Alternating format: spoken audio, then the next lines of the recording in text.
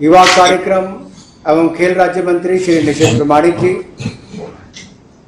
के खेल फेडरेशन अधिकारी एवं प्रतिनिधि, खिलाड़ी मित्रों और देश भर से जुड़े हुए खिलाड़ियों के परिजन, भाई और बहनों, मैं यूथ अफेयर्स और खेल मंत्रालय की ओर से आदरणीय प्रधानमंत्री जी का सहर्ष स्वागत करता हूं, अभिनंदन करता हूं, जिन्होंने हर परिस्थिति में हमेशा देश का मार्गदर्शन किया है और आज भी विशेष रूप से टोक्यो ओलंपिक में जा रहे हमारे खिलाड़ियों का मनोबल बढ़ाने, उनका मार्गदर्शन करने और आशीर्वाद देने के लिए हमारे बीच उपस्थित हुए हैं। आदरणीय प्रधानमंत्री जी, मैं आपका विशेष रूप से धन्यवाद करना चाहता हूं कि आपने मुझे युवा कार्यक्रम एवं खेल मंत्रालय की जिम्मेदारी दी है।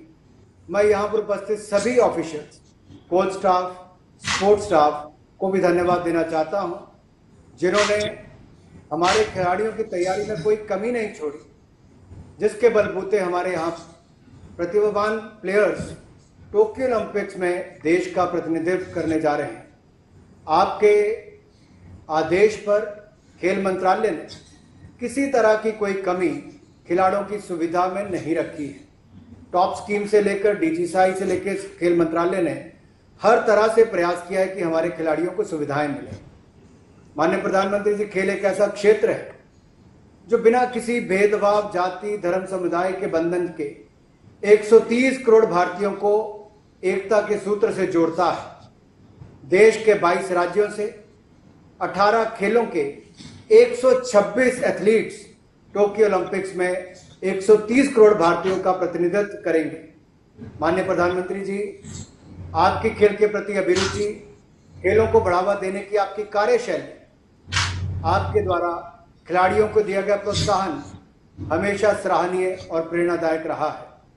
कोरोना महामारी जैसी विषम परिस्थितियों के दौरान भी आपने खिलाड़ियों का मनोबल नहीं गिरने दिया और समय समय पर आपने खिलाड़ियों से वार्तालाप करके उनका मार्गदर्शन भी किया है और उन्हें जोश से सरोबार भी किया है। जैसा कि हम सब जानते हैं, हाल ही में आपने समस्त देशवासियों से टोक्यो ओलंपिक्स जाने वाले खिलाड़ियों का मनोबल बढ़ाने के लिए चीयर फॉर इंडिया का आह्वान भी किया था और मैं आपके ध्यान में लाना चाहता हूं, देश भर के कोने कोने, लेह लद्दाख से लेकर कन्याकुमारी तक, गुजरात से लेकर अरुणाचल तक लोग सेल्फीज भी खींच रहे हैं, डाल भी रहे हैं, खिलाड़ियों का मनोबल भी बढ़ा रहे हैं। और आज जब आप इस कार्यक्रम के माध्यम से शुरुआत करेंगे, कल से पूरे देश के लोग हमारे ओलंपिक खिलाड़ियों को अपना आशीर्वाद, योगदान, सहयोग देने के लिए और चीयर करने के लिए एकजुट हो जाएंगे। आपके ही इस प्रयासों की वजह से समस्त भारत में ओलंपिक्स के प्रति जागरूकता एवं लगाव और बढ़ गया है। मैं मानता हूं कि आपके कुशल नेतृत्व से हमारे खिलाड़ी अपना परचम लहराने और देश को मेडल दिलाने में जरूर कामयाब होंगे और इस ओलंपिक्स में हमारे खिलाड़ी अपना सर्वोच्च प्रदर्शन करेंगे। मैं अंत में इतना ही कहूँगा सभी खिलाड़ी भाई और बहनों को, जब आप जा रहे हैं तो देखिए, देश के प्रधानमंत्री जी आपसे बात करके आपका मनोबल बढ़ा रहे हैं। एक ही संदेश देना चाहता हूँ, साथ तुम्हारे पूरा देश, बस तुम आगे बढ़ते जाना। भारत माँ का यही संदेश टोक्यो ओलंपिक में मेडल जीत कर आना। एक बार फिर माननीय प्रधानमंत्री जी का बहुत बहुत आभार, अभिनंदन, धन्यवाद और सभी खेल संघों का और सभी खिलाड़ियों का बहुत बहुत धन्यवाद।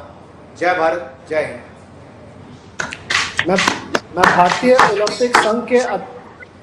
ओलंपिक संघ के अध्यक्ष श्री बत्रा जी से संबोधन करने का अनुरोध करता हूं।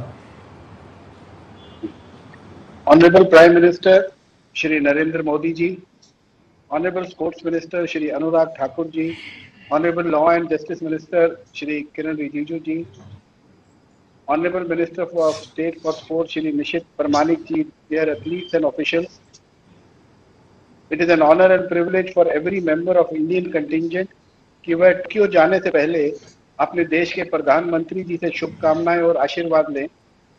I would like to share with the honorable Prime Minister कि हमारा जो डेलीगेशन टोक्यो जा रहा है उसमें 67 male athletes, 52 female athletes, 58 team officials 43 alternate athletes and other officials और 8 contingent staff, टोटल हमारा कंटिंजेंट 228 का है।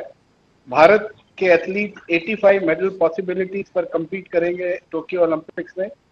सर, भारत का पहला कंटिंजेंट 17 जुलाई 2021 को भारत से टोक्यो के लिए जाएगा, जिसमें 90 एथलीट्स और ऑफिशियल्स होंगे। भारत के एथलीट्स और ऑफिशियल्स जो विदेश में ट्रेन कर रहे हैं वह डायरेक्टली वहीं से टोक्यो जाएंगे। National sports federation, ministry of youth affairs and sports India and mission Olympic cell ने जो पिछले 5 साल में सपोर्ट किया है एथलीट्स का ट्रेनिंग के लिए, इंडियन ओलंपिक एसोसिएशन इन सब का तहे दिल से धन्यवाद करना चाहती है। I would also like to credit all our athletes who have personified the meaning of true sports person spirit as they have faced difficult circumstances with courage, determination and intense focus to achieve their goals. Honorable Prime Minister sir, Bharat का पूरा जो Tokyo जा रहा है is looking up to you sir, and the example you have set for us to forge ahead on our path to achieving excellence for India.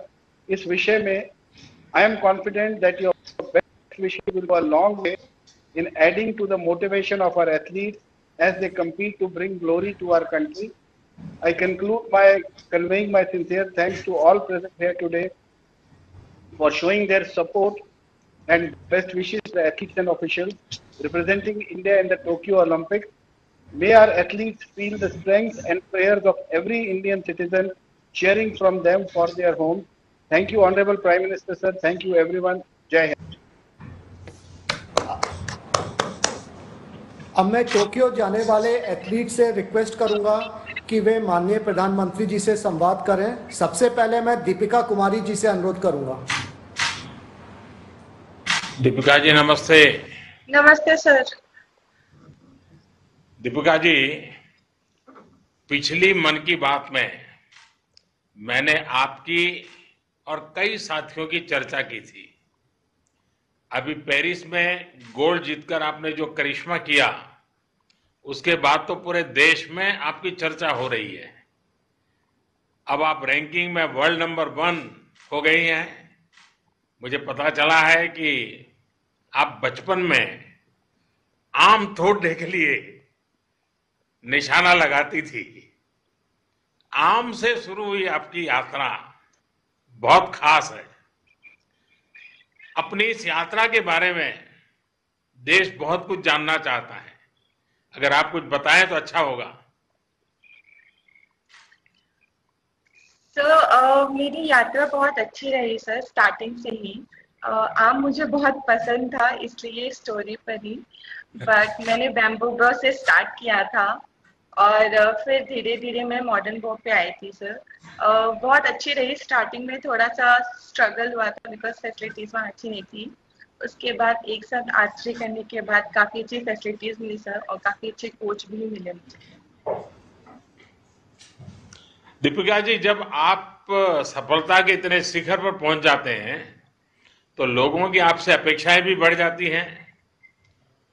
अब सामने Olympic जैसा सबसे बड़ा इवेंट है, तो अपेक्षाओं और फोकस के बीच आप संतुलन कैसे बना रही हैं?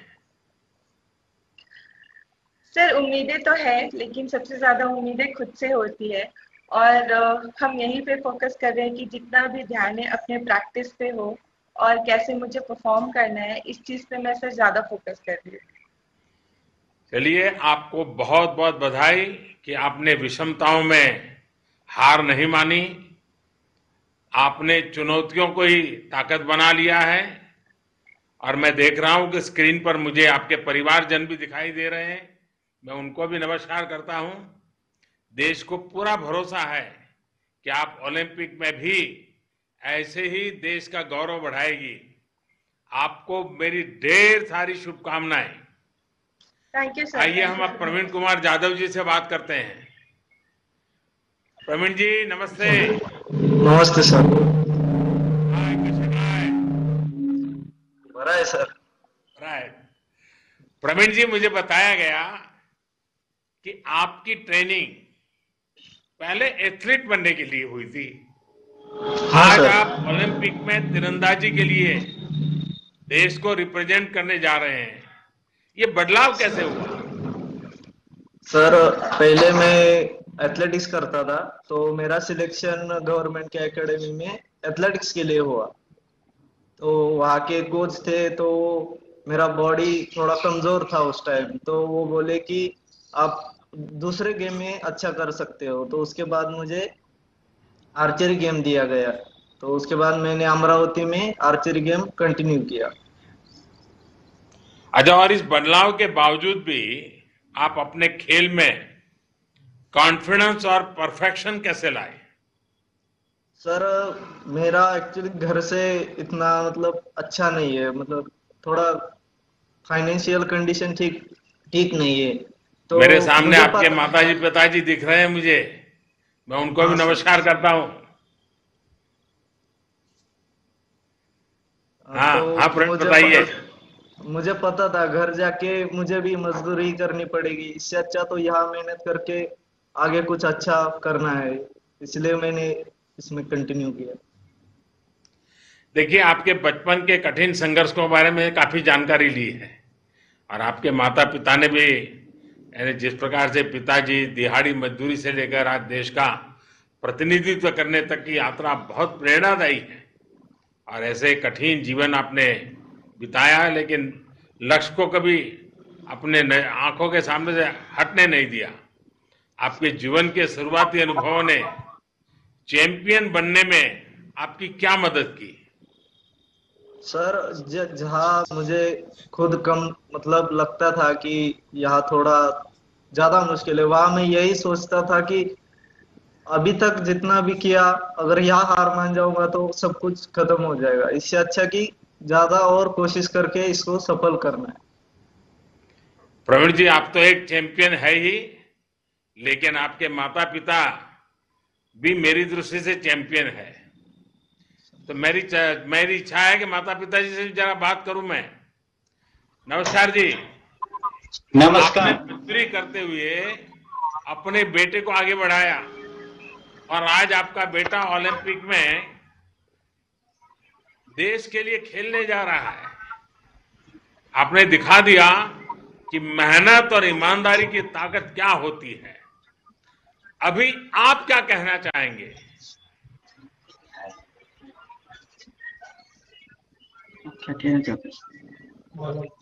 प्रवीणला अजून पुढे जावं. खेळून प्रवीणच्या पाठीमागे 4 मुली आहेत, ते सुद्धा त्यांनी जाऊन पुढे प्रवीण सारखं ऑलिम्पिक घेऊन यावं. वाह प्रकृती बरी आहेत ना? हा बरे. बरी है। देखिए, आपने साबित कर दिया है कि अगर कुछ करने की चाह हो तो परेशानियां किसी को रोक नहीं सकती।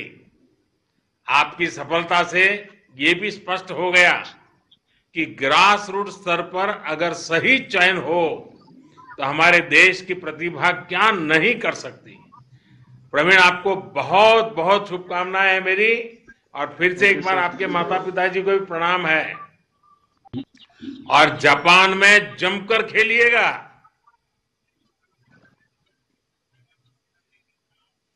अच्छा, अब हम नीरज चोपड़ा जी से बात करेंगे। नमस्ते सर। नीरज जी, आप तो भारतीय सेना में हैं, और जी सेना सर। के ऐसे कोने से अनुभव है, जो अनुभव, वो कौन सी ट्रेनिंग है जिसने आपको खेल में इस मुकाम तक पहुंचने में मदद की? सर देखो, मेरा शुरू से ही एक था कि मुझे भारतीय सेना बहुत पसंद थी, और मैं 5-6 साल खेला। उसके बाद मुझे भारतीय सेना ने ज्वाइन करने के लिए बोला, तो मुझे काफी खुशी हुई। फिर मैंने भारतीय सेना को ज्वाइन किया, और उसके बाद से मैं अपना गेम में फोकस कर रहा हूँ। और भारतीय सेना मुझे जितनी फैसिलिटी और जो मुझे चाहिए, और जो भारत सरकार सब कुछ मुझे प्रोवाइड कर रहे हैं, और मैं अपना पूरा मन लगा के मेहनत कर रहा हूँ। नीरज जी, मैं आपके साथ साथ आपके पूरे परिवार को भी देख रहा हूं। आपके परिवार को भी मैं प्रणाम करता हूं।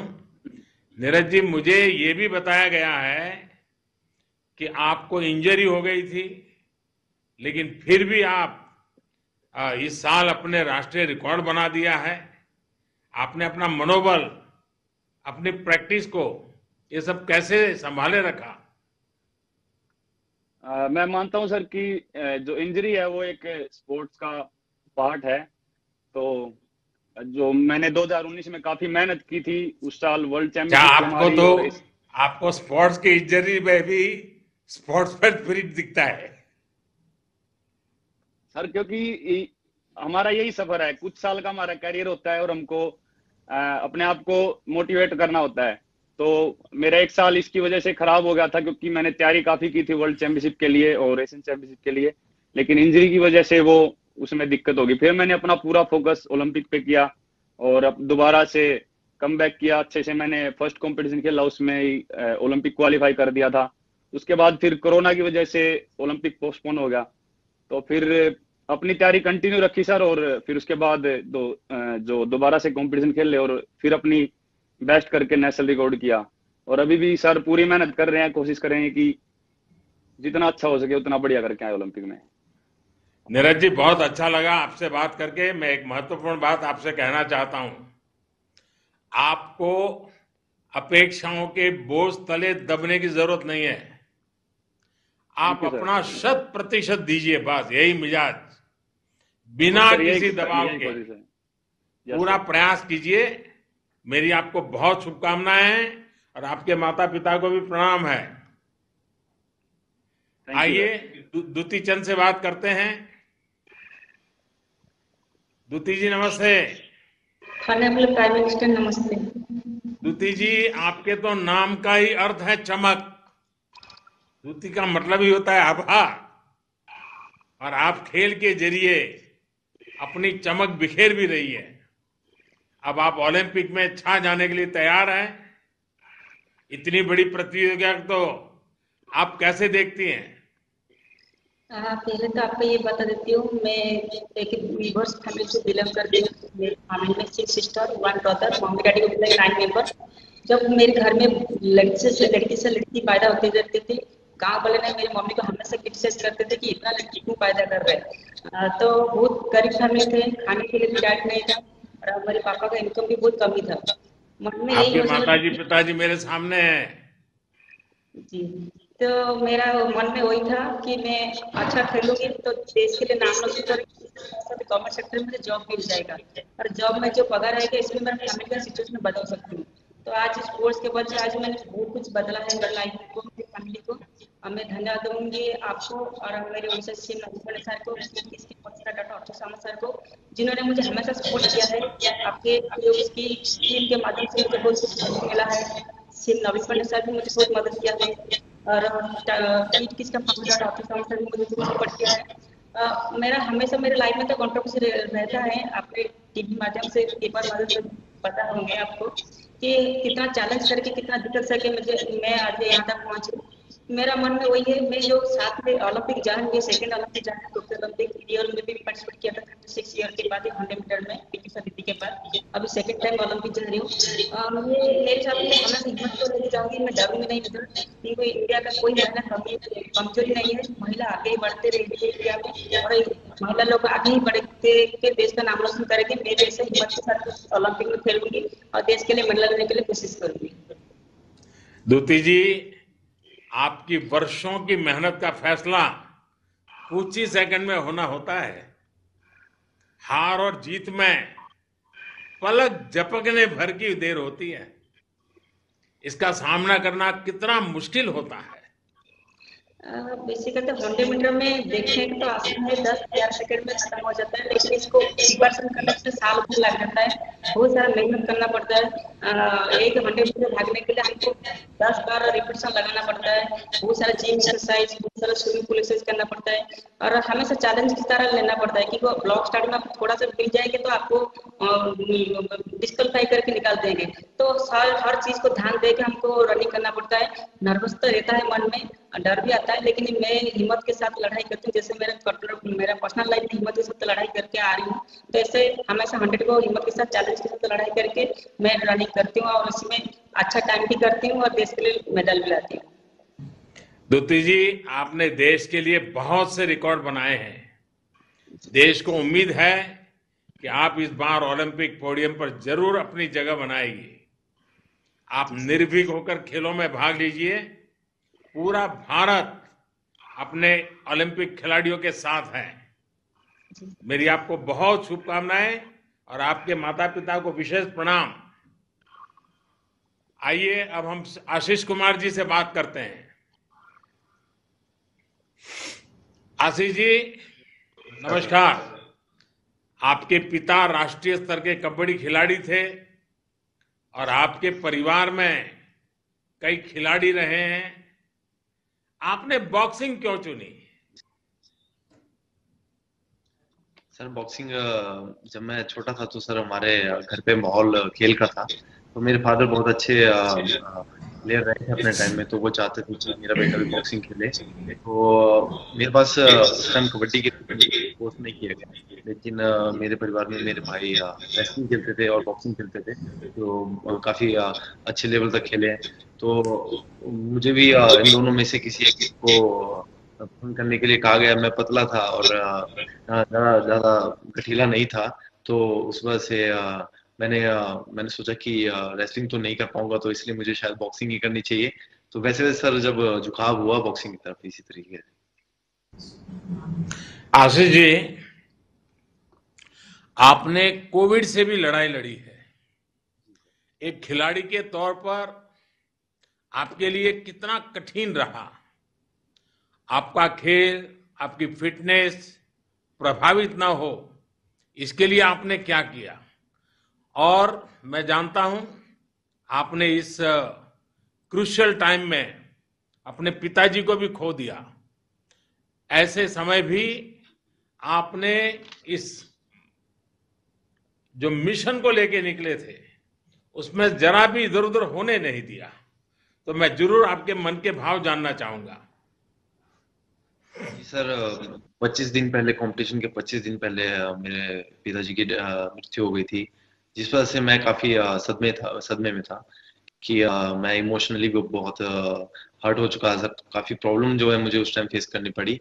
तो उस टाइम मुझे सबसे ज्यादा जरूरत थी वो फैमिली सपोर्ट की थी, और मुझे मेरे परिवार ने बहुत सपोर्ट किया। मेरे भाई, मेरी बहन और मेरे परिवार के सभी जनों ने बहुत सपोर्ट किया मुझे, और मेरे दोस्तों ने भी काफी मुझे बार बार मोटिवेट किया कि मुझे मेरे फादर का सपना पूरा करना चाहिए, जो जिस सपने की शुरुआत में, बॉक्सिंग की शुरुआत में जो उन्होंने सपना देखा था मेरे लिए। तो सर सारा काम छोड़ के उन्होंने मुझे फिर से कैंप ज्वाइन करने के लिए कहा कि आप जाओ और जो फादर का आपका सपना है उसे पूरा कीजिए। तो सर जब मैं स्पेन में था, जब मैं कोविड पॉजिटिव हो गया था, तो उस टाइम मुझे सिम्टम थे सर। तो कुछ दिन मुझे सिम्टम रहे वहाँ पे, लेकिन सर वहाँ पे फैसिलिटी थोड़ी मेरे लिए स्पेशल करवाई गई। और जो हमारे टीम डॉक्टर थे डॉक्टर करण, जो उन्होंने, उनके साथ रेगुलरली कांटेक्ट में था मैं, और स्टाफ के साथ भी कांटेक्ट। तो प्रैक्टिस के लिए मेरे वहाँ पे स्पेशल जो है स्पेस जो है एक अवेलेबल करवाया गया था सर, जहाँ पे मैं प्रैक्टिस करता था, थोड़ी फिटनेस करता था। लेकिन फिर भी सर काफी टाइम लग गया रिकवरी के लिए कोरोना से। तो रिकवरी के लिए काफी टका। फिर जब मैं वापस इंडिया आया सर, तो फिर जब मैं कैंप में रिटर्न हुआ, तो वहाँ पे मेरे कोचेज और सपोर्टिंग स्टाफ ने बहुत मेरी हेल्प की। धर्मेंद्र सिंह यादव मेरे कोच हैं, उन्होंने मुझे बहुत बहुत हेल्प की उन्होंने रिकवरी के लिए, और मेरी गेम में फिर से रिदम में मेरे को फिर से वापस लाने के लिए। आशीष जी आपके परिवारजनों को भी मैं प्रणाम करता हूं। और आशीष जी आपको याद होगा सचिन तेंदुलकर जी एक बड़ी महत्वपूर्ण खेल खेल रहे थे और उसी समय उनके पिताजी का स्वर्गवास हुआ था, लेकिन उन्होंने खेल को प्राथमिकता दी और खेल के माध्यम से अपने पिता को श्रद्धांजलि दी। आपने भी वैसी ही कमाल की है। आपने आज अपने पिताजी को खोने के बावजूद भी देश के लिए, खेल के लिए पूरा मन वचन एक प्रकार से जुट गए हैं। आप सचमुच में, आपका उदाहरण बड़ा प्रेरक है। आप एक खिलाड़ी के तौर पर हर बार विजेता साबित हुए हैं। इसके साथ ही एक व्यक्ति के तौर पर आपने शारीरिक और भावनात्मक चुनौतियों दोनों पर विजय प्राप्त की है। आपसे पूरे देश को बहुत उम्मीद है।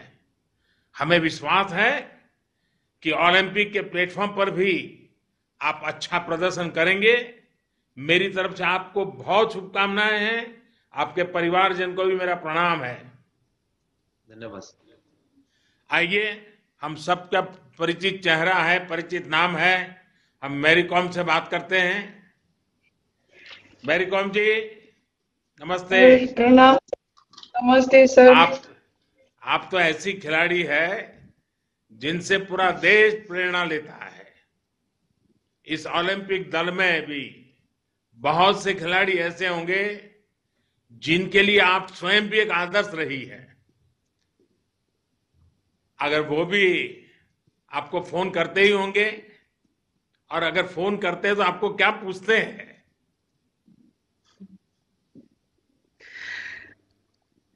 सर, घर में सब मेरे लिए दुआ कर रहे हैं कि वो लोग बच्चे लोग ज्यादा मेरे को मिस करता है सर। और मैं समझाती हूँ कि मामा देश के लिए लड़ाई के लिए जा रही हूँ, और आप लोग घर में पापा का उसका जो भी बोल रहा है उसको फॉलो करना है, और घर में आप लोग प्यार से रहना है, बाहर नहीं निकलना है। कोविड की वजह से सर वो लोग भी बहुत घर में बोरिंग हो जा रहे हैं, ऑनलाइन क्लासेस ले रहा है, लेकिन इतना ओपन नहीं हो रहा है। बच्चों लोग का खेल कूद बहुत पसंद करता है सर। दोस्त लोग खेलने में भी बहुत अच्छा करता है, अच्छा हो रहा है, लेकिन इस बार कोविड वजह से सारे दोस्त लोग से भी दूर हो रहा है। और मैं बोला ये मामले में हम लोग फाइट करना है, अच्छा रहना है और सुरक्षित रहना है, सेफ्टी रहना है। और मैं भी देश के लिए लड़ाई के लिए जा रही हूँ, और मैं चाहती हूँ कि आप सुरक्षित रहो और मैं भी सुरक्षित रहे, और देश के लिए अच्छा करने के लिए मैं कोशिश करती हूँ। यही बात होती है सर। मेरे सामने दिख रहे हैं सब लोग। अच्छा, वैसे तो आप हर पंच में चैंपियन है, लेकिन आपका सबसे फेवरेट पंच कौन सा है? जॉब, हुक, अपरकट या कुछ और ये भी बताइएगा कि ये पंच क्यों आपका फेवरेट है? सर, मेरा फेवरेट पंचेस तो ये मेरा स्ट्रांग साउथ पोल है, तो मेरा सबसे फेवरेट है सर। तो इसमें कोई भी लोग को मिस नहीं कर पाते हैं, लगना ही तो लगना ही है बस। मैं जानना चाहता हूं कि आपका फेवरेट खिलाड़ी कौन है? सर, मेरा फेवरेट खिलाड़ी तो बॉक्सिंग में सर हीरो है, इंस्पिरेशन है, मोहम्मद अली है सर। उससे मेरे को इंस्पायर होके बॉक्सिंग चुना हूँ सर। मैरी कॉम जी, आपने बॉक्सिंग की करीब करीब हर अंतर्राष्ट्रीय प्रतियोगिता जीत ली है। आपने कहीं कहा था कि ओलंपिक गोल्ड आपका सपना है। ये आपका ही नहीं, पूरे देश का सपना है। देश को उम्मीद है कि आप अपना और देश का सपना जरूर पूरा करेगी। मेरी आपको बहुत शुभकामनाएं हैं और आपके परिवारजनों को प्रणाम है। आइए पीवी सिंधु जी से बात करते हैं। नमस्कार सर। सिंधु जी नमस्ते। सिंधु जी, मुझे बताया गया कि आप टोक्यो ओलंपिक से पहले ओलंपिक साइज कोर्ट में प्रैक्टिस करना चाहती थी। अब गोची बाउली में आपकी प्रैक्टिस कैसी चल रही है? गच्चीबाउली में प्रैक्टिस बहुत अच्छा चल रहा है सर। मैं ये चूज किया क्योंकि अभी ओलंपिक स्टेडियम बहुत बड़ा है और वो एसी और वो शटल कंट्रोल करना बहुत होता है, तो तो इसीलिए मैं ये सोचा कि ठीक है, अगर अच्छा स्टेडियम है तो क्यों, वो अपॉर्चुनिटी है तो क्यों नहीं खेलूं करके फरवरी से उधर प्रैक्टिस कर रही हूँ सर। ऑब्वियसली मैं गवर्नमेंट से परमिशन लिया था सर। ऑब्वियसली ये पैंडेमिक के वजह से वो लोग इमीडिएटली परमिशन देके प्रोटोकॉल्स फॉलो करने के लिए बोला था, तो मैं I am very thankful to them, क्योंकि as soon as I asked permission वो लोगों ने परमिशन दे दिया सर। तो इसीलिए मैं सोचा ठीक है, अगर अभी से स्टार्ट किया तो वो बड़ा स्टेडियम में खेला तो टोक्यो जाने के बाद उतना मुश्किल नहीं होता है, I get used to it so quickly, इसीलिए सर। आपके परिवारजन भी मेरे सामने हैं, मैं उनको प्रणाम करता हूं। मुझे याद आता है कि गोपीचंद जी ने एक इंटरव्यू में कहा था कि उन्होंने रियो ओलंपिक के पहले आपका फोन ले लिया था, आपको आइसक्रीम भी खाना अलाउ नहीं किया था। क्या अभी भी आपके आइसक्रीम खाने पर पाबंदी लगी हुई है या कुछ छूट मिली है? सर ऑब्वियसली थोड़ा कंट्रोल करती हूँ सर, क्योंकि एक एथलीट के लिए डाइट बहुत इम्पोर्टेंट है, और अभी ओलंपिक्स है तो तैयारी कर रही हूँ, तो ऑब्वियसली थोड़ा डाइट कंट्रोल तो करूंगी, तो आइसक्रीम उतना नहीं खाती हूँ सर, बस कभी कभी खाती हूँ। देखिए सिंधु जी, माता पिता दोनों खुद स्पोर्ट्स में रहे हैं, और इसलिए मेरा मन करता है आज मैं उनसे भी एक बात जरूर करूंगा। आपको नमस्कार। आप ये बताइए, जब किसी बच्चे की रुचि खेल में जाने की हो तो कई पेरेंट्स के लिए बहुत मुश्किल होता है, बहुत सारे लोगों को ढेरों आशंकाएं रहती है। आप ऐसे सभी पेरेंट्स के लिए क्या संदेश देना चाहेंगे? बस सर, पेरेंट्स ये जानना चाहिए कि अगर अपने बच्चे हेल्थ वाइज अच्छे होंगे तो सब कुछ बड़ा होगा, क्योंकि आप थोड़ा खेलेंगे तो आपका हेल्थ अच्छा होगा, ऑटोमेटिकली आपका कंसंट्रेशन बढ़ेगा, हर इश्यूज में आप लोग आगे बढ़ेंगे और जरूर आप ऊपर आ सकते हैं। आप एक सफल खिलाड़ी के माता पिता हैं, अपने बच्चों को स्पोर्ट्स पर्सन बनाने के लिए कैसी पेरेंटिंग करनी होती है? सर पेरेंटिंग तो फर्स्ट पेरेंट्स ही तो डेडिकेट करना चाहिए सर, क्योंकि उनको एंकरेज करना है, we have to motivate them. And आप तो जानते हैं गवर्नमेंट तो हर तरह से हर खिलाड़ी को सब फैसिलिटी दे रहे हैं, सो उसको हमारे बच्चों को समझाते हुए देश का नाम ऊपर करने के लिए बेटा मेहनत करना है और अच्छा नाम कमाना है करके हम उनको प्रोत्साहित करके हर जो भी बच्चों को हम ये पहले सिखाना है कि रेस्पेक्ट देना, जो भी है रेस्पेक्ट दो और उनका आशीर्वाद लो। सिंधु जी, आपके माता पिता ने आपको विश्व चैंपियन बनाने के लिए बहुत त्याग किए हैं, उन्होंने अपना काम कर दिया है, अब आपकी बारी है।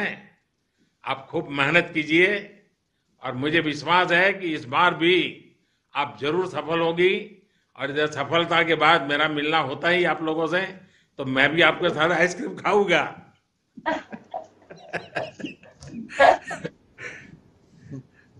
आइए, नमस्कार जी, एला से बात करते हैं। एला नमस्ते। नमस्ते सर। केम छो? एला હવે ગુજરાતી બોલે છે કે નહીં? हाँ सर, થોડુંક આવડે છે મને। एला, मुझे बताया गया कि आप पहले एथलेट्स में जाना चाहती थी, फिर ऐसा क्या ट्रिगर कर गया कि आपने शूटिंग को अपना लिया? सर मैंने एक्चुअली काफी सारे स्पोर्ट्स ट्राई किए थे शूटिंग के पहले। मुझे बचपन से ही स्पोर्ट्स बहुत ही पसंद था, एथलेटिक्स, बैडमिंटन, जूडो वगैरह ट्राई किया था। लेकिन जब मैंने शूटिंग शुरू किया तब मुझे एक बहुत ही ज्यादा एक्साइटमेंट मिला था इस गेम में, क्योंकि हमको बहुत ज्यादा स्टेडी रहना होता है, बहुत ज्यादा कामनेस चाहिए होता है। तो सर बस वो जो कामनेस चाहिए थी वो थी नहीं मेरे पास, तो आई वाज लाइक कि ठीक है, इससे ही बहुत कुछ सीखने मिलेगा मुझे इस गेम से। तो उसी से सर बहुत ज्यादा लगाव हो गया गेम से। अभी मैं दूरदर्शन पे एक कार्यक्रम देख रहा था, उसमें मैं आपके माताजी पिताजी को सुन रहा था, और वो संस्कार धाम में आपने इसका प्रारंभ किया था, इसका पूरा वर्णन कर रही थी, और वहां का बड़ा गर्व के वहीं जाकर के वो आपको याद कर रही थी। अच्छा, स्कूल से ओलंपिक तक बहुत सारे युवा आपकी इस जर्नी के बारे में जानना चाहेंगे। देखिए, मैं मणिनगर का एमएलए था और आप मणिनगर में रहते हैं, और जब मैंने खोखरा में मेरे असेंबली सेगमेंट में सबसे पहले स्पोर्ट एकेडमी शुरू की, तो तुम लोग आप लोग खेलने आते थे, तब तो जो बच्ची थी, और आज मुझे जी सर, तुम्हें देखने के बाद बड़ा गर्व होता है। तो बताइए कुछ अपनी बात। सर मेरी शूटिंग की प्रोफेशनल जर्नी संस्कार धाम से ही शुरू हुई थी। मैं 10th स्टैंडर्ड में थी, तो मॉम डैड का ही कॉल था कि ठीक है आप स्पोर्ट्स ट्राई करके देख लीजिए, अगर आपको इतना इंटरेस्ट है तो कर लीजिए करके उन्होंने बोला था। तो स्पोर्ट्स अथॉरिटी ऑफ गुजरात और gun for glory shooting academy से जो MOU साइन हुआ था सर, तो संस्कार धाम ने उन्होंने district level sports school start किया था। तो पढ़ाई भी उधर ही होती थी, पूरा दिन हमारा ट्रेनिंग भी उधर ही होता था सर। तो सर वो जर्नी काफ़ी अच्छी रही है, क्योंकि वहीं से मैंने स्टार्ट किया, और अब जब मैं ओलंपिक्स, मेरी फर्स्ट ओलंपिक्स के लिए जा रही हूँ सर, तो बहुत प्राउड फील होता है कि इतने लोगों की मदद, इतने लोगों ने मेरे इतना सपोर्ट किया, मोटिवेट किया और हमेशा गाइड किया है सर, तो काफ़ी अच्छा लगता है सर। एला, अभी आप ग्रेजुएशन कर रही हैं, शूटिंग कैरियर और एकेडमिक्स को आप कैसे बैलेंस करती हैं? सर मैं तो इसके लिए मेरी यूनिवर्सिटी, गुजरात यूनिवर्सिटी जो है, और हमारे कॉलेज भवन आर्ट्स कॉलेज को थैंक्स करना चाहूँगी, क्योंकि सर एक भी टाइम ऐसा नहीं था कि जब उन्होंने मुझसे बोल दिया हो कि नहीं आपको कंपलसरी आके ये चीज़ करनी पड़ेगी। उन्होंने मुझे इतनी छूट दी थी। मेरे लिए एग्ज़ाम्स भी वो लोग स्पेशल अरेंज करवा देते थे, मेरे लिए मेरे सेमिनार्स अलग से रखवा देते थे सर। तो काफ़ी सपोर्ट किया है सर, मेरी पूरी जर्नी में उन लोग ने काफ़ी सपोर्ट किया है, और स्कूल ने भी मुझे काफ़ी सपोर्ट किया है सर। एला, आपकी जनरेशन एम्बिशियस भी है और मैच्योर भी है। आपने इतनी कम उम्र में विश्व स्तर पर सफलता प्राप्त की है। ऐसे में देश को उम्मीद है कि खेल के सबसे बड़े मंच पर भी आप इसी यात्रा को जारी रखेंगी। मेरी आपको बहुत शुभकामनाएं हैं, और आपके माताजी पिताजी को भी मेरा प्रणाम है। वणक्कम। आइए हम सौरभ चौधरी से बात करते हैं। नमस्कार सर। सौरभ जी नमस्ते। आपने इतनी कम उम्र में ही ओलंपिक के लिए क्वालिफाई कर लिया है। कैसे और कब आपका ये मिशन शुरू हुआ? सर 2015 में मैंने शूटिंग अपना स्टार्ट किया था। हमारे पास के गांव में ही एक शूटिंग एकेडमी है, वहाँ पे मैंने स्टार्ट किया। मेरी फैमिली ने भी काफ़ी सपोर्ट किया मुझे। उन्होंने खुद ही कहा कि जब तुझे इतना पसंद है तो ट्राई करना चाहिए। तो मैं वहाँ पे गया, वहाँ पे मैंने ट्राई किया, फिर मुझे अच्छा लगने लगा, धीरे धीरे करते गया, और जैसे जैसे धीरे धीरे करते गए ऐसे ऐसे रिजल्ट अच्छा आता गया, और रिजल्ट अच्छे आते गए, भारत सरकार हमारी मदद करती गई, तो आज हम यहाँ पर हैं सर। देखिए, आपके परिवारजन भी बड़े गर्व के साथ आज मुझे दर्शन हो रहे हैं उनके भी, कि भाई देखिए सौरभ क्या कमाल करेगा। सब उनकी आंखों में बड़ा बड़े सपने दिखाई दे रहे हैं। देखिए सौरभ, मेहनत के साथ साथ शूटिंग में मानसिक एकाग्रता की भी बहुत जरूरत होती है। इसके लिए आप योग वगैरह करते हैं या कुछ और तरीका आपका है जो मुझे भी जानने में खुशी हो और देश के नौजवानों को भी जानने में खुशी होगी? सर मेडिटेशन करते हैं, अपना योगा करते हैं सुबह। और सर शांत रहने के लिए ये तो हमें आपसे जानना चाहिए कि आप इतने बड़े मतलब पूरे हिंदुस्तान को संभाल रहे हो, तो आप उसके लिए क्या करते हो? अच्छा सौरभ, ये बताइए, आपके दोस्त, आपके साथी आपके पास आते हैं कि आपके साथ सेल्फी क्लिक करनी है, तो आपको क्या लगता है? पहले तो नहीं करते होंगे। नहीं, जब मैं घर पर जाता हूँ तो हमारे गांव में पड़ोस में मेरे जो दोस्त है वो आते हैं, वो सेल्फी लेते हैं, मेरे जो पिस्टल है उसके साथ सेल्फी लेते हैं, काफी अच्छा लगता है। देखिए सौरभ, मेरी बातों से लग रहा है कि आप बहुत ही फोकस है, जो आप जैसे युवा के लिए बहुत अच्छी बात है। शूटिंग में भी इसी फोकस और स्थिरता की जरूरत है। आपको तो अभी बहुत लंबी यात्रा करनी है, देश के लिए कई मुकाम हासिल करने हैं। हम सभी को विश्वास है कि आप ओलंपिक में बहुत अच्छा प्रदर्शन करेंगे और भविष्य में भी बहुत आगे आएंगे। आपको और आपके परिवारजनों को मेरा प्रणाम। आइए हम शरद कमल जी से बात करते हैं। शरद जी नमस्ते। नमस्ते सर। शरद जी, आपने 3 ओलंपिक्स में भाग लिया है, आप तो बड़े जाने माने खिलाड़ी हैं। आप उन युवा खिलाड़ियों को क्या सुझाव देंगे जो पहली बार ओलंपिक में देश का प्रतिनिधित्व कर रहे हैं? तो इस बार जो ओलंपिक्स होने वाली है ये काफी एक नया सिचुएशन में हो रही है, बल्कि ये कोविड-19 के टाइम में हो रही है। तो पिछले 3 जो ओलंपिक्स था, इस ऐसे अनुभव कुछ भी नहीं था जहां पे हमारा कंसंट्रेशन पूरी स्पोर्ट से हटके जो हमारी सेफ्टी के लिए है, जो प्रोटोकॉल्स मेंटेन करना है, उस पर ध्यान चले। मगर इस बार स्पोर्ट्स के अलावा हमें बाकी कुछ में भी ध्यान देना पड़ रहा है। तो मैं यही बोलूंगा कि जो नए जा रहे हैं पहले ओलंपिक्स में, हाँ, जाने से पहले हमें मतलब स्पोर्ट्स ओलंपिक्स बहुत इंपॉर्टेंट है, but at the same time अगर हम प्रोटोकॉल्स और ये सही नहीं मेंटेन करते हैं तो हम गेम से ही बाहर हो सकते हैं। So we have to maintain वो प्रोटोकॉल्स, और वंस जैसे हम ओलंपिक्स चले जाते हैं तो हमारा पूरा ध्यान हमारा स्पोर्ट में होना चाहिए। तो जब तक हम जाएंगे, ठीक है, कोशिश करेंगे कि स्पोर्ट में भी रखते हैं और अपना प्रोटोकॉल्स में भी रखते हैं, मगर जैसे वहां पे चले गए, कंप्लीट फोकस ऑन अपना स्पोर्ट के लिए। शरद जी, आपने जब खेलना शुरू किया था तब और अब आपको लगता है कि टेबल टेनिस को लेकर कुछ बदलाव आए हैं? स्पोर्ट्स से जुड़े सरकारी डिपार्टमेंट्स के अप्रोच में आपने कुछ बदलाव महसूस किया है?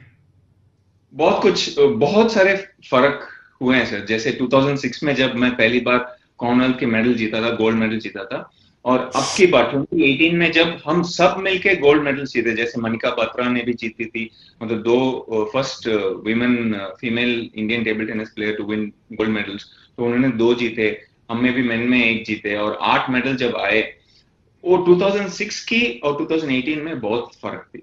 मेन थिंग यही था कि स्पोर्ट्स एक प्रोफेशनल फील्ड बना था।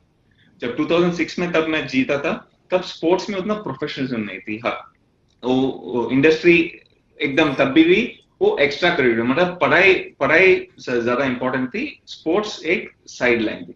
मगर अभी ऐसे नहीं है, बहुत इंपॉर्टेंस दे रहे हैं। पूरा government is giving lot of importance, private organisations भी बहुत सारा इंपॉर्टेंस दे रहे हैं, and at the same time जो अपॉर्चुनिटीज अभी है एक करियर बनाने में, एक प्रोफेशनल बनने में स्पोर्ट्स के बराबर, वो अभी बहुत ज्यादा है। और बहुत सारे बच्चे और बहुत सारे पेरेंट्स को भी वो एक थोड़ा बहुत गारंटी मिलती है, गारंटी से ज्यादा एक कॉन्फिडेंस मिलती है कि मेरा बच्चा अगर स्पोर्ट्स पे भी आएगा तो वो संभाल सकता है, अपना जिंदगी को संभाल सकता है। आई थिंक ये माइंडसेट बहुत अच्छी चेंज है। शरद जी, आपके पास सिर्फ टेबल टेनिस ही नहीं बल्कि बड़े इवेंट्स का बहुत विशाल अनुभव है। मुझे लगता है कि अनुभव आपके काम तो आएगा ही, साथ ही टोक्यो ओलंपिक में भाग ले रही देश की पूरी टीम के काम आने वाला है।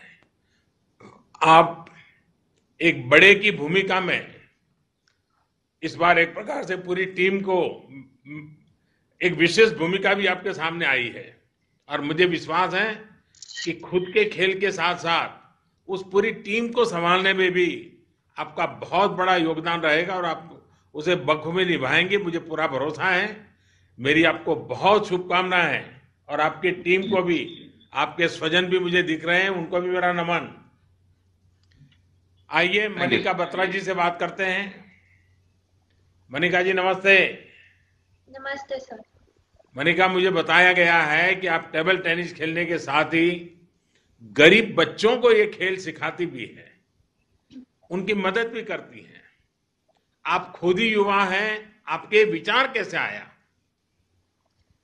सर, जब मैं पहली बार यहाँ पुणे में खेलती हूँ तो वहाँ आई थी, तो मैंने देखा जो अनप्रिविलेज्ड और ऑर्फन्स थे बहुत अच्छा खेल रहे थे, और यहाँ के जो सेंटर में उनको सिखाते हैं तो बहुत अलग था मेरे लिए। तो मुझे ऐसा लगा कि इनको जो चीजें नहीं मिली या पहले नहीं कर पाए, तो मुझे इनको हेल्प करनी चाहिए कि ये भी मेरे को फॉलो करके अच्छे प्लेयर बन सके। तो आई थिंक वो चीज मुझे, जैसे वो प्लेयर्स बच्चे खेलते हैं मुझे उनको देख के मोटिवेशन मिलता है कि इतनी सी छोटी सी उम्र में, और मतलब पहले किसी का साथ नहीं और इस उम्र में इतना अच्छा खेल रहे हैं, तो बहुत मोटिवेशन मिलता है उनको देख के। मैंने देखा है कि आप अपने मैच में कभी कभी अपने हाथ पर तिरंगा पेंट करती है। इसके पीछे की सोच, अपनी प्रेरणा के बारे में जरा बताइए। हाँ जी, मतलब लड़की होने के तौर पे मुझे ये सब चीजें पसंद है, बट ऑल्सो कि इंडिया का फ्लैग अपने पास रखना कहीं पे, और स्पेशली जब मैं सर्विस करती हूँ खेलते हुए तो मेरा लेफ्ट हैंड मुझे दिखता है और वो इंडियन फ्लैग दिखता है नेल पे, तो वो चीज मुझे इंस्पायर करती है। इसलिए मेरा जब भी मैं कुछ इंडिया के लिए खेलने जाती हूँ, कंट्री के लिए खेलने जाती हूँ, तो मैं ये चीज रखती हूँ कि कुछ ना कुछ फ्लैग या कुछ इंडिया का कुछ भी मेरे पास दिल से जुड़ा रहे। वाह। मुझे बताया गया कि आपको डांसिंग का भी बहुत शौक है। क्या डांसिंग के शौक आपके लिए स्ट्रेस बस्टर की तरह काम करते हैं? हाँ जी सर, क्योंकि जैसे किसी किसी का होता है कि म्यूजिक सुनना, डांस करना, तो मेरा डांस करना स्ट्रेस बस्टर का काम करता है। जब भी मैं टूर्नामेंट में जाती हूँ या कुछ जब खाली टाइम होता है, मैं रूम पे आती हूँ मैच खेल के या मैच से पहले, तो मैं डांस करके जाती हूँ क्योंकि मुझे अच्छा लगता है और कॉन्फिडेंस आता है। मैं ऐसे सवाल पूछ रहा हूँ, तुम्हारे परिवारजन, तुम्हारे मित्र सारे हंस रहे हैं।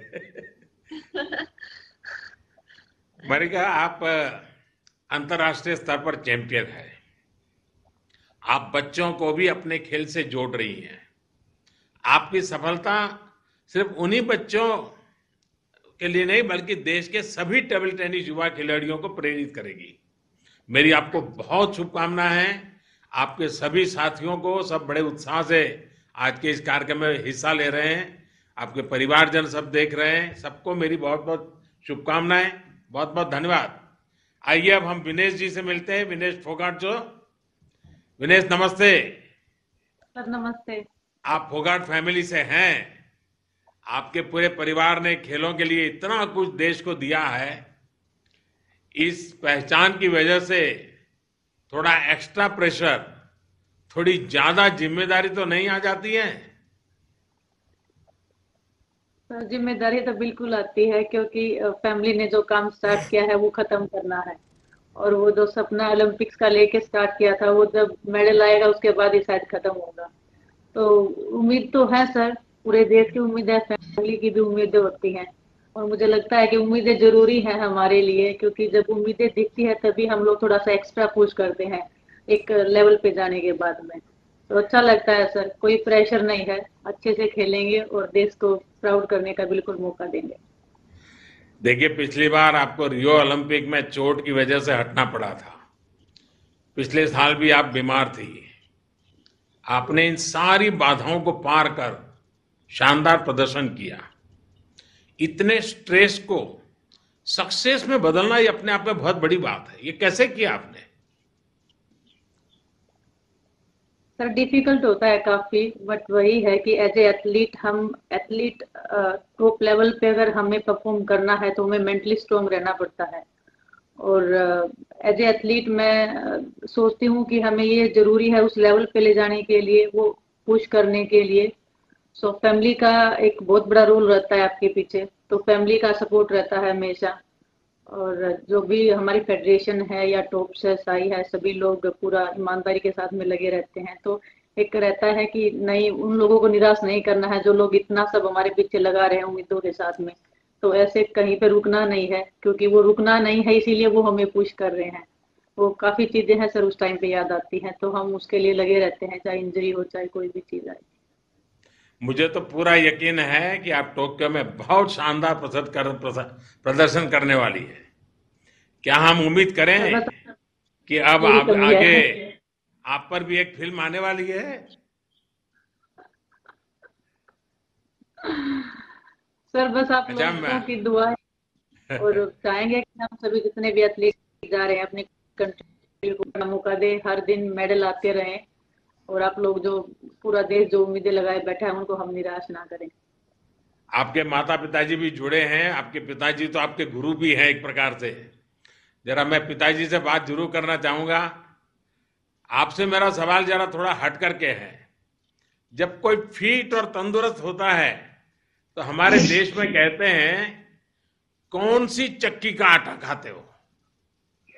तो फोगाट फैमिली अपनी बेटियों को कौन सी चक्की का आटा खिलाती है?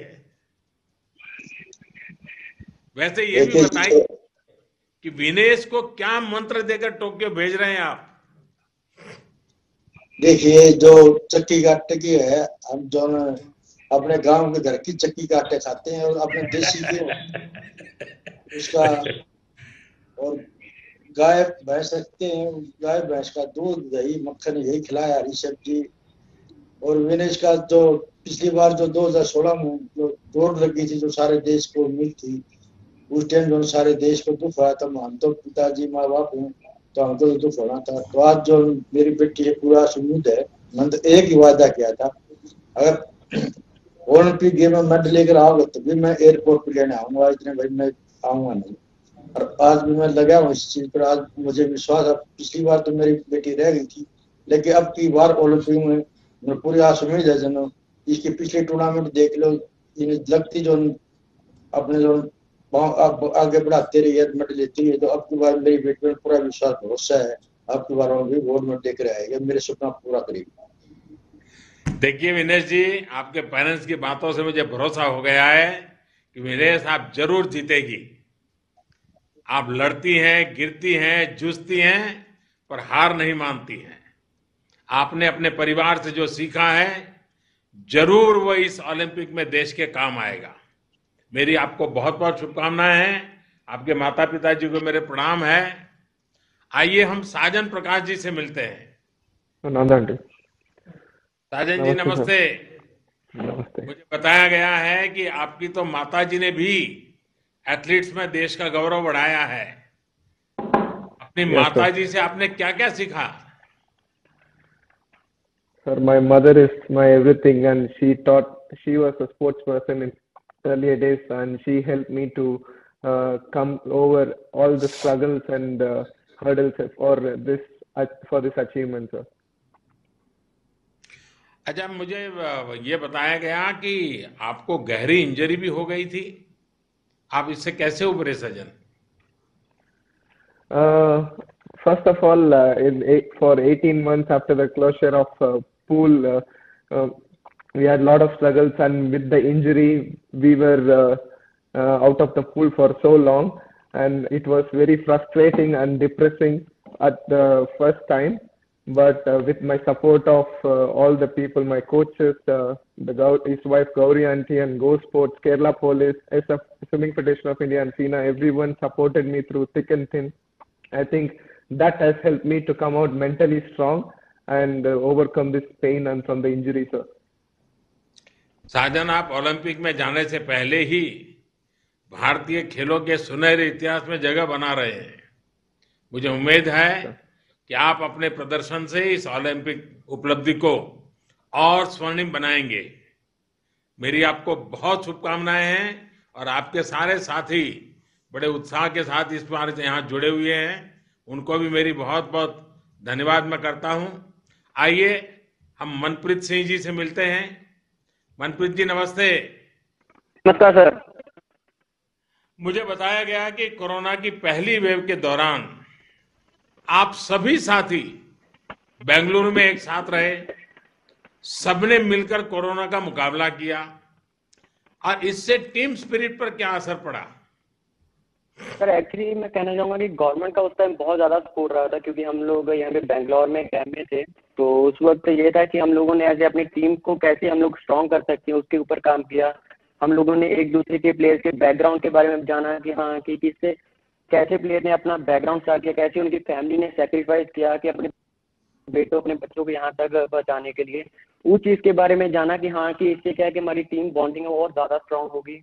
और ये था कि सर हम लोगों ने यही माना था कि हमारे पास अभी एक और साल बाकी है, तो हम लोग अपने आप को और कैसे बेहतर कर सकते हैं। तो हम लोगों ने दूसरी टीम के बारे में स्टडी की, कैसे उनका क्या प्लस पॉइंट्स हैं, क्या वीक पॉइंट्स हैं, कि कहाँ पे हम लोग उनको हर्ट कर सकते हैं। तो ये चीज़ें काफ़ी हमारे लिए हेल्पफुल रही सर। ओलंपिक में हॉकी में हमारे देश का बहुत शानदार इतिहास रहा है। ऐसे में स्वाभाविक है थोड़ी ज्यादा जिम्मेदारी का बहुत स्वाभाविक एक वातावरण बन जाता है और हर कोई चाहता है कि रिकॉर्ड बना करके रखना है और इसकी वजह से खेल के दौरान आप लोगों को कोई एक्स्ट्रा तनाव का माहौल तो नहीं होता है ना? नहीं सर, बिल्कुल नहीं, क्योंकि अगर देखा जाए तो हॉकी ने अभी तक जो 8 गोल्ड मेडल जीते हैं, सबसे ज्यादा मेडल जीते, तो हम लोग इसको प्राउड फील करते हैं कि हम लोग उसी स्पोर्ट को खेल रहे हैं। और जब भी हम लोग ओलंपिक्स में जाते हैं तो यही कोशिश करते हैं कि हाँ कि अपना पूरा बेस्ट है और इंडिया की मेडल जीते हैं। चलिए, आपके परिवारजन भी मुझे दिख रहे हैं, मैं उनको प्रणाम करता हूं। उनके आशीर्वाद आपके साथ बने रहते हैं और देशवासियों की शुभकामनाएं आपके साथ है। मनप्रीत, आपसे बात करते हुए मुझे मेजर ध्यानचंद, केडीसी बाबू, मोहम्मद शाहिद जैसे महान हॉकी खिलाड़ियों की याद आ रही है। आप हॉकी के महान इतिहास को और उज्जवल करेंगे, ऐसा मेरा और पूरे देश का विश्वास है। मेरी आपको बहुत बहुत शुभकामनाएं हैं और आपके परिवारजनों को मेरा प्रणाम है। आइए अब हम सानिया जी से बात करते हैं। सानिया जी नमस्ते। नमस्ते सर। सानिया जी, आपने कई ग्रैंड स्लैम्स जीते हैं, बड़े बड़े खिलाड़ियों के साथ आपने खेला है। आपको क्या लगता है कि टेनिस का चैंपियन बनने के लिए क्या खूबियां होनी चाहिए? क्योंकि आजकल मैंने देखा है कि टियर 2, टियर 3 सिटी में भी आप लोग उनके हीरो हैं और वो टेनिस सीखना चाहते हैं।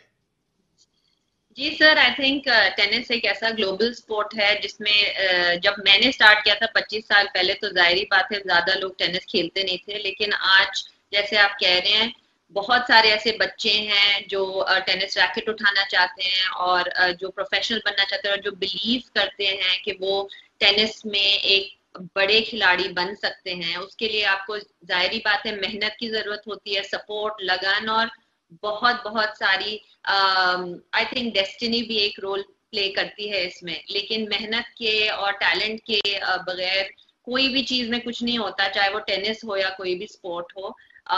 और अब फैसिलिटीज भी बहुत अच्छे हो गए हैं 25 साल पहले से अब तक, तो अभी तो बहुत सारे अच्छे स्टेडियम्स बन गए हैं, हार्ड कोर्ट्स हैं। तो मैं उम्मीद यही है कि और बहुत सारे टेनिस प्लेयर निकले इंडिया से इंशाल्लाह। ओलंपिक में आपके साथी अंकिता रैनी के साथ आपकी पार्टनरशिप कैसी चल रही है? आप दोनों की तैयारी कैसी है? अंकिता एक यंग खिलाड़ी है, बहुत अच्छा खेल रही है हाल में और I am very excited to play with her. हम लास्ट ईयर खेले थे फरवरी में जो फेड कप के मैचेस थे और उसमें हमने काफी अच्छा प्रदर्शन किया था। लेकिन we are looking forward to going to Olympics. जैसे मेरा चौथा ओलंपिक्स है, उसका पहला ओलंपिक्स है, तो थोड़ा सा अभी मेरे उम्र के साथ यंग पैरों की जरूरत है, तो आई थिंक वो प्रोवाइड कर सकती है। सानिया, आपने पहले भी स्पोर्ट्स के लिए सरकारी विभागों में कि उसके कामकाज को भली भांति देखा है। पिछले 5-6 साल में आपको क्या बदलाव महसूस हुआ है? जैसे मैंने कहा, आई थिंक 5-6 साल ने अब जब से हमारे पास कॉमनवेल्थ गेम्स हुआ है सर, तब से आई थिंक कि बिलीफ जो आ गया है कि हमारे कंट्री में से क्रिकेटर्स के अलावा भी बहुत सारे ऐसे स्पोर्ट्स पर्सन हैं जो देश के लिए नाम कमाते हैं और देश के लिए देश को बहुत अच्छे मुकाम पे पहुंचाते हैं। आई थिंक वो बिलीव धीरे धीरे लास्ट 5-6 साल में और भी बढ़ गया है। और आप तो गवर्नमेंट और से हमें हमेशा ही सपोर्ट मिलता है। मैं आपसे जब पर्सनली मिली हूँ, आपने हमेशा मुझे यही कहा है कि आप हर चीज में साथ देंगे। तो इसी तरह 5-6 साल में बहुत कुछ, और लास्ट ओलंपिक से अब ओलंपिक्स तक भी काफी सारा फर्क है। मैं 2 साल ऑफ थी, जाहिर बात है, जब मेरा बच्चा हुआ था, तो लेकिन तब से लेके अब तक मैं जो लास्ट ईयर से आई हूँ, मुझे बहुत सारा फर्क नजर आया। सानिया, आप चैंपियन भी हैं, फाइटर भी हैं। मुझे उम्मीद है कि आप इस ओलंपिक में ज्यादा बेहतरीन और सफल खिलाड़ी बनकर उभरेगी। मेरी आपको बहुत बहुत शुभकामनाएं हैं। आपसे बात करके मुझे बहुत अच्छा लगा। वैसे सभी से बात नहीं हो पाई, लेकिन आपका जोश, आपका उत्साह पूरे देश के सभी लोग आज महसूस कर रहा है। कार्यक्रम में मेरे साथ उपस्थित देश के खेल मंत्री श्रीमान अनुराग ठाकुर जी, अब से कुछ दिन पहले तक खेल मंत्री के रूप में आप सबके साथ बहुत काम किया है।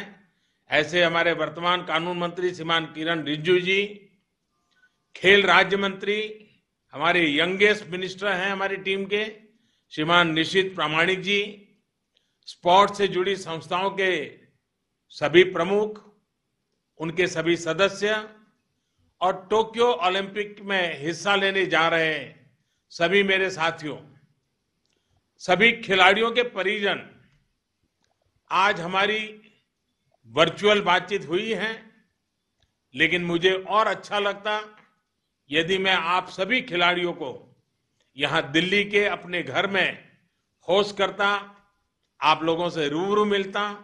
इसके पहले मैं हमेशा करता रहा हूं और मेरे लिए वो अवसर बड़ा उमंग का अवसर रहता है, लेकिन इस बार कोरोना के कारण वो संभव नहीं हो पा रहा है। और इस बार आधे से अधिक खिलाड़ी हमारे पहले से विदेशों में उनकी ट्रेनिंग चल रही है, लेकिन वापस आने के बाद मैं आपको वादा करता हूं आप सबके साथ मैं जरूर सुविधा के अनुसार समय निकाल करके मिलूंगा। लेकिन कोरोना ने बहुत कुछ बदल दिया है, ओलंपिक का साल भी बदल गया, आपकी तैयारियों का तरीका बदल गया, बहुत कुछ बदलाव हुआ है। अब तो ओलंपिक शुरू होने में सिर्फ 10 दिन बचे हैं।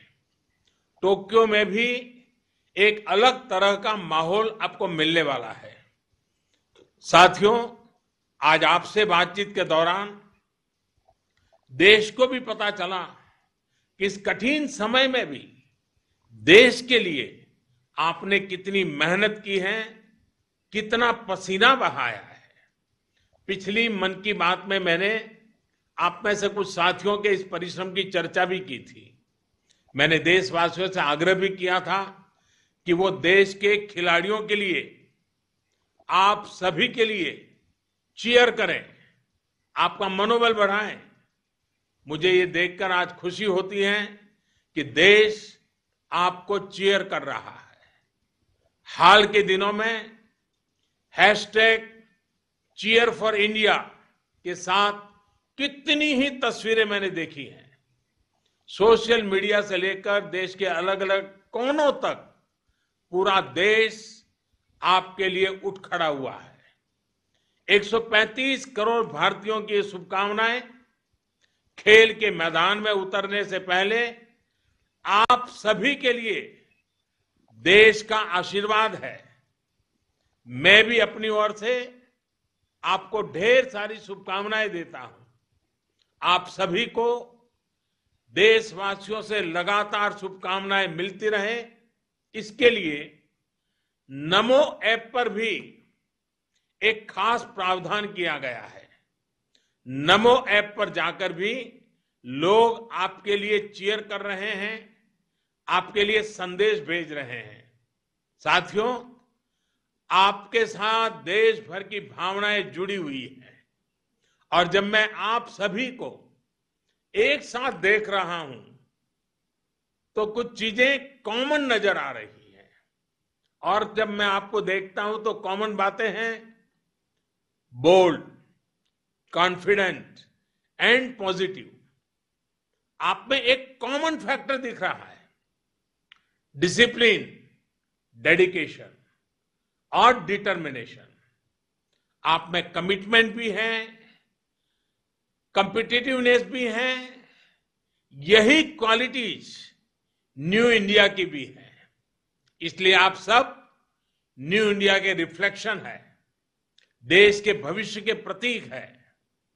आप में से कोई दक्षिण से हैं, कोई उत्तर से हैं, कोई पूरब से हैं तो कोई पूर्वोत्तर से हैं। किसी ने अपने खेल की शुरुआत गांव के खेतों से की है, तो कई साथी बचपन से ही किसी स्पोर्ट्स एकेडमी से जुड़े रहे हैं। लेकिन अब आप सब यहां टीम इंडिया का हिस्सा है। आप सब देश के लिए खेलने जा रहे हैं। यही डायवर्सिटी, यही टीम स्पिरिट ही एक भारत श्रेष्ठ भारत की पहचान है। साथियों, आप सब इस बात के साक्षी हैं कि देश किस तरह आज एक नई सोच, नई अप्रोच के साथ अपने हर खिलाड़ी के लिए साथ खड़ा है। आज देश के लिए आपका मोटिवेशन बहुत महत्वपूर्ण है।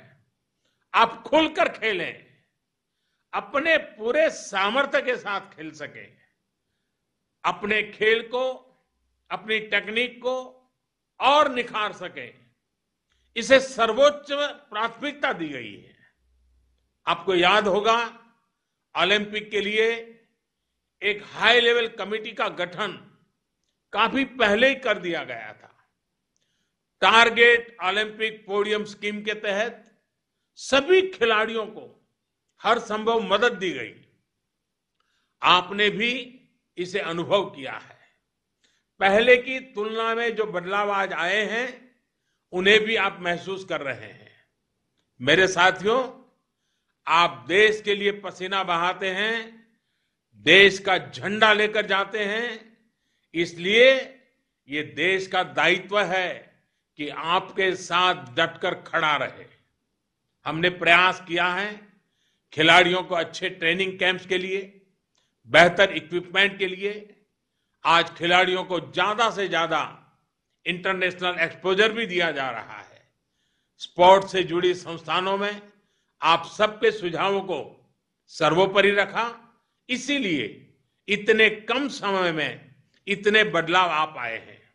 साथियों, जैसे खेल के मैदान में मेहनत के साथ सही स्ट्रेटेजी जुड़ जाती है तो जीत पक्की हो जाती है।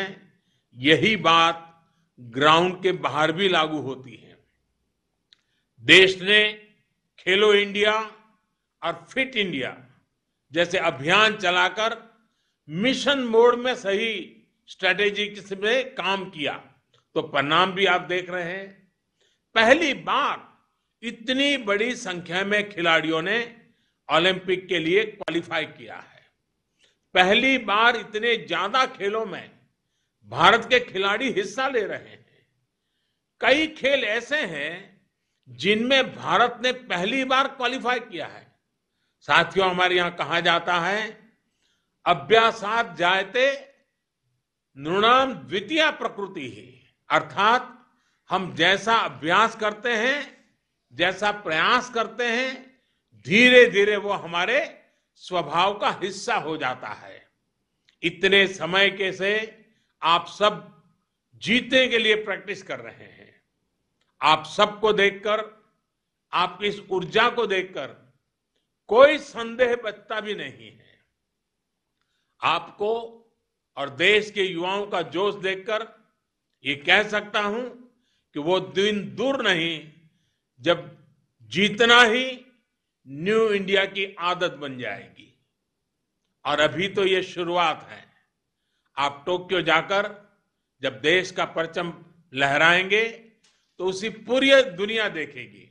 हाँ, ये बात जरूर याद रखना है कि जीतने का प्रेशर लेकर नहीं खेलना है। अपने दिल दिमाग को बस एक ही बात कहिए कि मुझे अपना बेस्ट परफॉर्म करना है। मैं देशवासियों से भी एक बार फिर कहूंगा, चीयर फॉर इंडिया। मुझे पूरा विश्वास है आप सब देश के लिए खेलते हुए देश का गौरव बढ़ाएंगे, नए मुकाम हासिल करेंगे। इसी विश्वास के साथ आप सभी का बहुत बहुत धन्यवाद, मेरी बहुत बहुत शुभकामनाएं और आपके परिवारजनों को मेरा विशेष प्रणाम। बहुत बहुत धन्यवाद।